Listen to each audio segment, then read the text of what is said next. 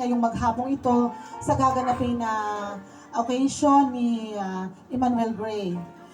Salamat po sa lahat ng bumuo nitong programang ito mula sa aking asawa na si Guillermo Garces III, ang anak ko na si Maria Gia Ferl, si Guillermo Gigi, si Joseph, at ang aking manugang na wala dito ngayon, patnubayan mo po Ama, si Raymond.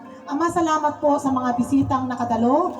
Pinapunta mo po sila dito ng maayos upang sila po ay makasaksi sa ikapitong kaarawan ni Emmanuel Gray. Lahat po ng ito ay amin pong ibinabalik sa iyo ang kapurihan, kalwalhatian at kapurihan ngayon at magpasawalang hanggan. Amen. Salamat po, Ma'am Leia. Manatili lamang po tayo nakatayo para po sa panunumpa po ng mga panahon. Guys, ito po ay katuwaan lamang.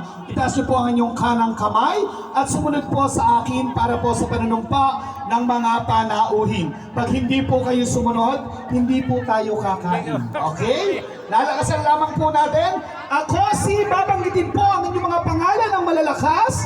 Ready and go. Ako si... Hello? Ayan. Ako si... Ay nangangako na pagtapos kong kumain, ay di mo na uuwi.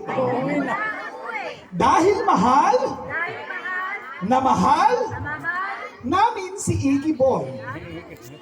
Kaya ang aming gagawin ay aming tatapusin.